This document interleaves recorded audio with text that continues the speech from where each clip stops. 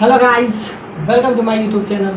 आज के इस नए वीडियो में हम देखेंगे डिफिनिट इंटीग्रेशन। जैसा कि प्रीवियस लेक्चर में देख रहे थे, उसके कुछ बेसिक एग्जाम्पल देखेंगे। जैसा कि हम 4 एग्जाम्पल लिए हैं, ये फर्स्ट, सेकंड, थर्ड और फोर्थ, और भी एक एग्जाम्पल लेके हम देखेंगे। अब ध्यान से देखिए, ये फर्स्ट नंबर क्वेश्चन है, इसमें आपको इंटीग्रेशन करना। ध्यान से देखिए, ये इंटीग्रेशन, इस टाइप का इंटीग्रेशन हम इंडेफिनिट में भी देखे थे, लेकिन डिफिनिट में ये आपको बस दोनों में लिमिट लगा हुआ है। डिफिनिट में इसका कुछ ना कुछ वैल्यू आएगा, जबकि इंडेफिनिट में कोई वैल्यू नहीं आता है। अब ध्यान से देखिए, ये सब जितना क्वेश्चन है सारा पीरियोडिक फंक्शन, जैसा कि हम फंक्शन में बताए थे, पीरियोडिक फंक्शन उस पर बेस्ड है। अगर आपको किसी का भी पीरियड पता हो, चाहे इसका चाहे इसका चाहे इसका, किसी का भी अगर पीरियड पता हो, तो ये क्वेश्चन बहुत इजी हो जाता है। और अगर नहीं पता तो ये क्वेश्चन आपसे लेंदी टाइप सॉल्व होगा। अब ध्यान से देखते हैं। अब ये क्या है, 1 प्लस cos 2x। अब इसका फॉर्मूला होता है, आपको पता है, 2 cos स्क्वायर x। लेकिन प्रॉब्लम इतना सिंपल नहीं है। इसमें क्या दिया हुआ है, 0 से 32 पाई बाई 3। अब ये जो है 32 पाई बाई 3, ये करीब करीब किसके पास में होगा, 10 पाई से थोड़ा सा ज़्यादा होगा। 10 पाई से थोड़ा सा ज़्यादा और 11 पाई के बीच में, यानी ये जो थीटा है आपका लाई कर रहा है 10 पाई से ज़्यादा और 11 पाई के बीच में। तो आपको इंटीग्रेट इतना में करना है। जैसा कि आपको पता है, इसका वैल्यू क्या हो जाएगा, cos स्क्वायर x 2, तो ये रूट खुलेगा। अब ध्यान से देखिए, cos का पीरियड 2 पाई होता है, लेकिन ये cos नहीं, ये आपको आ जाएगा मॉड। ये तो पहले √2 हो जाएगा, इसका स्क्वायर है, इसके अंदर रूट है, तो ये आपका आ जाएगा √2। cos के साथ क्या लग जाएगा, मॉड। अब ध्यान से देखिए, cos x का पीरियड 2 पाई होता है। अगर आपको सिंपली जितना भी क्वेश्चन वेस्ट है सारा पीरियड पे है, ये भी पीरियड पे है, ये भी पीरियड पे, ये भी पीरियड पे। अगर आपको पीरियोडिक फंक्शन अगर सारा का पीरियड पता हो, तो ये क्वेश्चन बहुत इजीली सॉल्व हो जाएगा। इसका क्या होता है, 2 cos स्क्वायर, इसका रूट है, तो ये आपका आ जाएगा √2 बाहर हो जाएगा, और ये मॉड लगेगा, सिर्फ cos x नहीं हो जाएगा, क्योंकि रूट के अंदर कभी भी नेगेटिव नहीं होता, इसलिए इसके अंदर मॉड लगेगा। सिंपली ये √2 cos x नहीं निकलेगा, मॉड cos x निकलेगा। अब ध्यान से देखिए, cos x का पीरियड 2 पाई, लेकिन मॉड cos x का पीरियड जो होता है वो क्या होता है, पाई हो जाता है। अगर ये आपको पता होगा कि इसका जो पीरियड है, मॉड cos x का पीरियड जो है पाई हो जाता है। अब कैसे हो जाता है इसका, अगर थोड़ा सा हम ग्राफ बनाएं तो ध्यान से देखिए, ये कुछ ऐसा बनता था। तो ये ध्यान से देखिए, जब मॉड है तो मॉड तो कभी निगेटिव हो नहीं सकता। ये कुछ ऐसा cos x का ग्राफ बनता था। अब ध्यान से देखिए कि cos x का जो ग्राफ है ये कुछ ऐसा बन रहा था, इस टाइप से। लेकिन मॉड cos x का ग्राफ जो होता है, जो नीचे वाला ये पोर्शन है, जो नीचे वाला ये पोर्शन है, क्योंकि मॉड कभी नेगेटिव हो नहीं सकता है, तो ये जो नीचे वाला है ये ऊपर डिफ्लेक्ट कर जाता है। सो ये कुछ ऐसा बन जाता है। ये इस वजह से इसका पीरियड 2 पाई नहीं होने के बजाय इसका पीरियड हाफ हो जाता है। So it's mod cos x का जो पीरियड होता है, मॉड cos x का, ये पाई हो जाता है। अगर ये आपको पता हो गया, बाकी ये क्वेश्चन बहुत सिंपल है, आपको पता है। अब ये जो है पूरा का पूरा पीरियड पे ही ये क्वेश्चन बेस्ड था। आपको पता चल गया कि ध्यान से देखिए, जो नीचे डिफ्लेक्ट होता था ये ऊपर डिफ्लेक्ट होने लगा। ये कुछ ऐसा है कि इसका फंक्शन जो नीचे जा रहा था, नीचे जो ग्राफ बन रहा था, वो ऊपर डिफ्लेक्ट कर गया, क्योंकि मॉड कभी भी नेगेटिव नहीं हो सकता। जो नीचे वाला है वो ऊपर हो गया। अब ध्यान से देखिए, ये जो फंक्शन है इतना के बाद रिपीट करना शुरू कर दिया। So it's period is pi. और अगर आपको पता चल गया कि मॉड cos x का पीरियड जो है पाई हो गया, तब ध्यान से देखिए ये क्वेश्चन कितना इजी हो गया। अब आपको पता है थीटा जो है किसके किसके बीच में लाई कर रहा है, 10 पाई से 11 पाई तक। तो इसको हम क्या लिखेंगे, अब ये क्वेश्चन इजी होगा कि मॉड कोसेक्स का पाई जो है, मॉड कोसेक्स का जो पीरियड है वो पाई हो गया। तब अब हम इसको कैसे लिखेंगे, 0 से 10 पाई, √2 बाहर ले लेंगे, कोसेक्स मॉड कोसेक्स प्लस 10 पाई से 10 पाई, अगर इसमें आप घटा लीजिएगा तो आपको आ जाएगा सिंपली 2 पाई बाई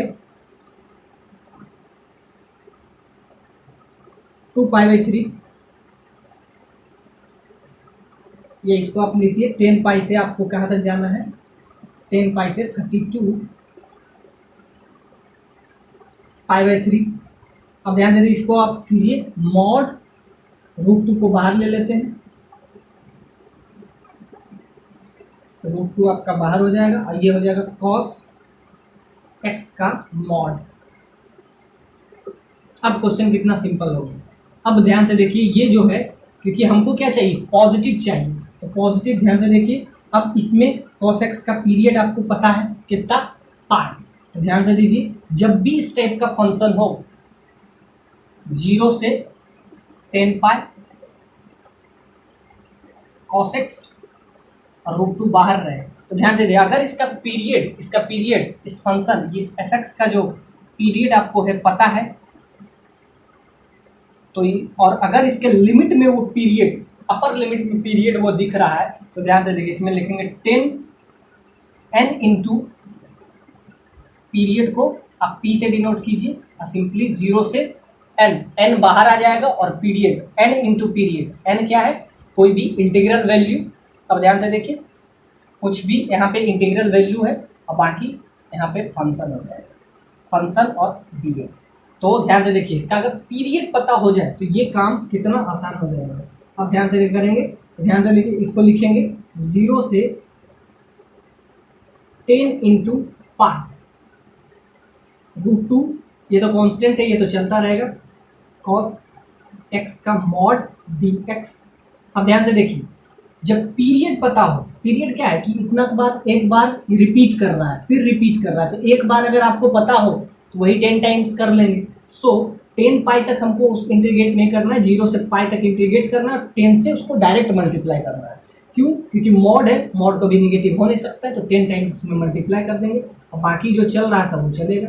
यहाँ से ध्यान से देखिए, इसमें आप अगर घटा लीजिएगा तो आपका आ जाएगा, इसको थोड़ा सा अगर इजी कीजिएगा, तो इसको इजी कीजिएगा तो ये आ जाएगा 0 से 2 पाई बाई 3। कैसे इजी करेंगे, तो ये इसमें घटा देंगे, सो लिमिट क्या बन जाएगा, 0 से 2 पाई बाई 3 और मॉड cos x।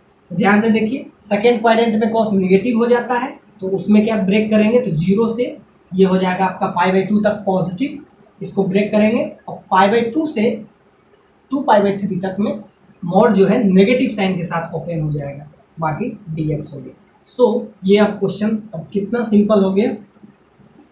आपको जब भी, पहले तो उसका पीरियड देखिए और पीरियड में कितना से ये n मल्टीप्लाई, तो ध्यान से देखिए, इसमें 10 को हम लिख सकते हैं 10 इंटू पाई और इसका पाई पीरियड है, तो ध्यान से देखिए n का वैल्यू जो है, n का वैल्यू यहाँ पे 10 है, तो 10 बाहर आ जाएगा और √2 पहले से ही बाहर था, ये हो गया। अब 0 से पाई, आप इसको इंटीग्रेट कर लीजिए, अब तो इंटीग्रेशन आसान हो जाएगा। अब 0 से पाई, इसका क्या हो जाएगा, इसका पीरियड है, अब 0 से पाई इसको इंटीग्रेट कर लीजिए। अब 0 से पाई में जाएंगे तो क्या हो जाएगा, पहले 0 से पाई बाई 2 जाएंगे, 0 से पाई बाई 2 और 0 से पाई बाई 2 और पाई बाई 2 से फिर पाई जाएंगे। 0 से पाई बाई 2 में cos पॉजिटिव हो जाएगा, एग्जैक्टली पाई बाई 2 से पाई में ये निगेटिव हो जाएगा, तो जब निगेटिव होता है मॉड तो माइनस एक्स खुलता है, जब पॉजिटिव होता है तो एक्स खुलता है। सो एक बार एक्स खुलेगा, एक बार माइनस एक्स खुलेगा। सो ये दोनों बार आप इस टाइप से डील कर लीजिएगा। मेन इसमें था ये प्रॉपर्टीज कि इसमें अगर n से मल्टीप्लाई है तो वो n जो है 10 से, ध्यान से 10 इंटू पाई, तो 10 बाहर आ गए, बाकी अब इसका इंटीग्रेशन बहुत आसान है। अब ध्यान से देखिए, इसको हम लिखेंगे पहले 0 से पाई बाई 2, 0 से पाई बाई 2 में ये पॉजिटिव होगा तो cos x खुलेगा, फिर हम इसको, अब ये क्वेश्चन कितना आसान हो गया। अब ध्यान से देखिए, अब इसी को क्या लिखेंगे, 10 इंटू रूट टू, 0 से π/2, 0 से π/2 में cos x पॉजिटिव खुलेगा, उसके बाद π/2 से पाई, इसमें क्या हो जाएगा, नेगेटिव साइन के साथ cos खुलेगा, ये dx, ये भी dx, प्लस √2 के साथ खुलेगा, और यहाँ से क्या हो जाएगा, 0 से π/2 में cos पॉजिटिव, सो cos x, अब π/2 से 2π/3 तक में ये नेगेटिव खुलेगा, so negative sine, negative cos x dx। बाकी आपके लिए अब आसान है, अब इसको इंटीग्रेट करना आसान है, cos का पता है आपको, cos का क्या हो जाता है, cos का इंटीग्रेशन साइन हो जाएगा। अब बस अब पुट कर लीजिए, अब जब पुट करेंगे इसका वैल्यू क्या आ जाएगा आपका, आप ध्यान से देखिए, बस इसमें ये आपको पता करना है कि इसका पीरियड क्या है। अगर पीरियड पता है तो ध्यान से देखिए, इसमें n का वैल्यू क्या है, और n का वैल्यू वो बाहर आके मल्टीप्लाई हो जाता है। बाकी तो इजी है कि ध्यान से देखिए, जब पॉजिटिव है तो cos खुला, जब नेगेटिव है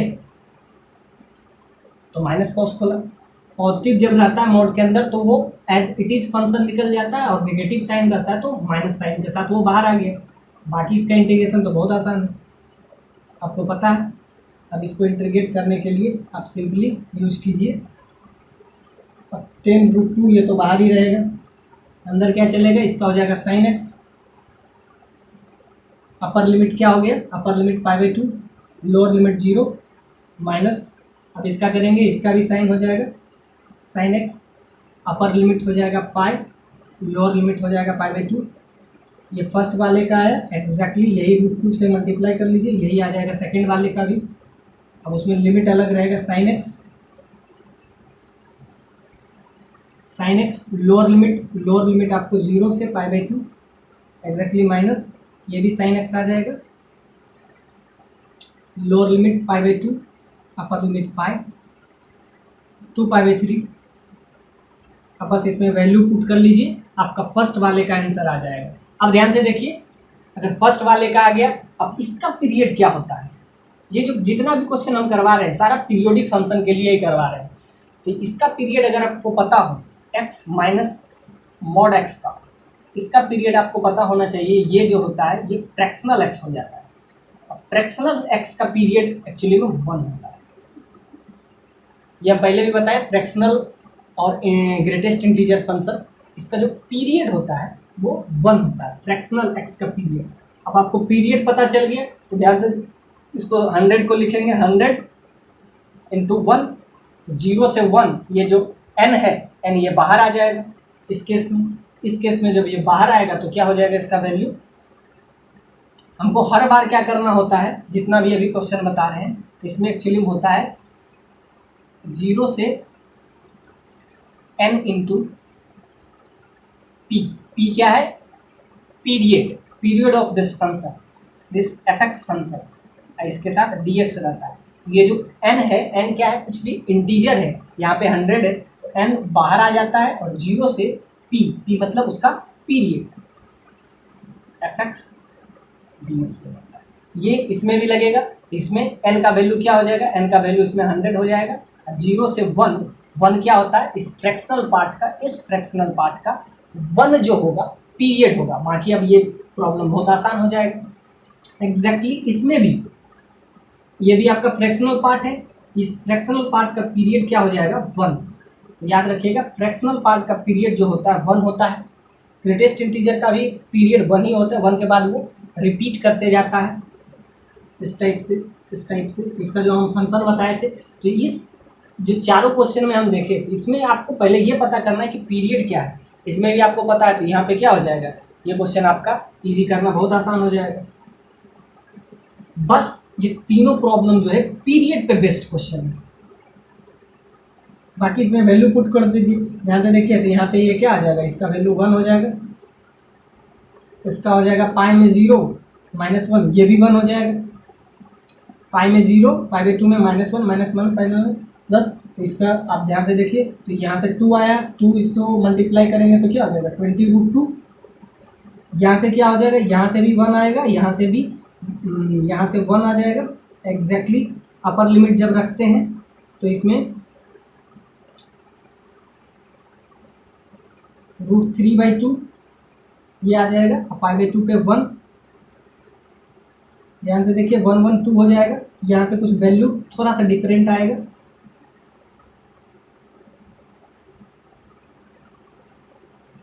यहाँ से आपका आ जाएगा 2π/3 120 साइन, तो इस पे आप लिख रहे हैं cos 30 का वैल्यू यही होता है -1 अपर लिमिट। ये बाहर जब आएगा तो ध्यान से देखिए 2 माइनस √3/2 हो जाएगा। इसको आप इजी कर लीजिए, बाकी आपके लिए आसान है। 20√2 और यहाँ से क्या आ जाएगा, यहाँ से आपका आ जाएगा +2√2 माइनस √3 और यहाँ पे √2, यहाँ √2² तो एक नीचे जाएगा तो √2 यहाँ पे आ जाएगा, तो यहाँ पे आपका आ जाएगा 22√2 माइनस √3/√2। अब ध्यान से इसको आप थोड़ा सा इजी कर लीजिए। अब ये प्रॉब्लम कुछ नहीं रहा। अब हम ध्यान से देखते हैं ये पीरियड का नेक्स्ट क्वेश्चन।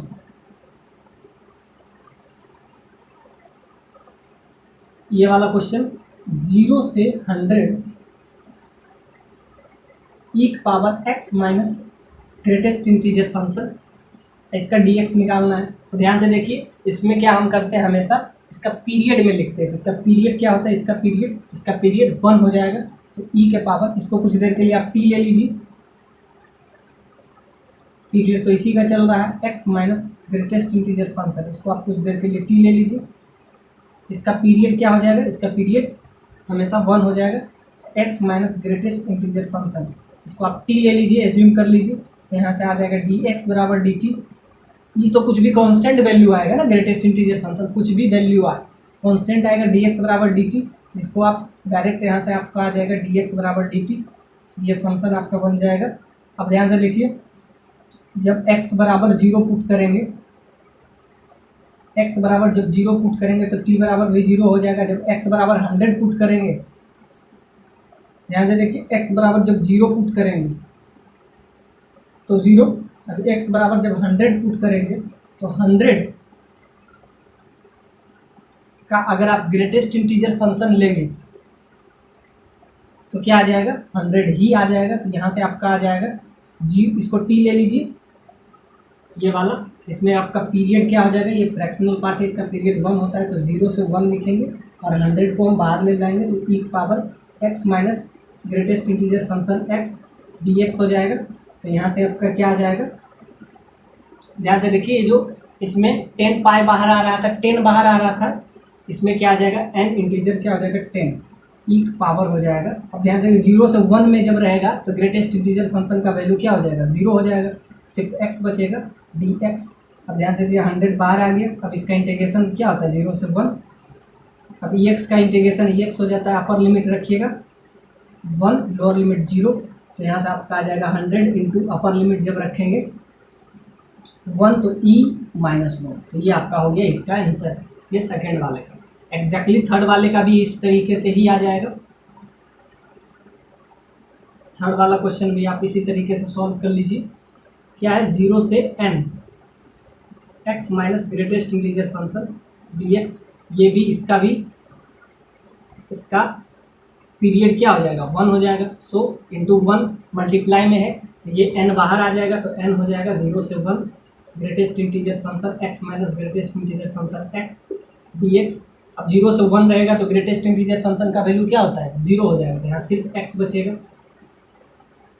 अब 0 से 1 n कर लीजिए, अब इसका क्या हो जाएगा, इंटीग्रेशन हो जाएगा x² 2, 0 से 1, तो यहाँ 1/2 हो जाएगा।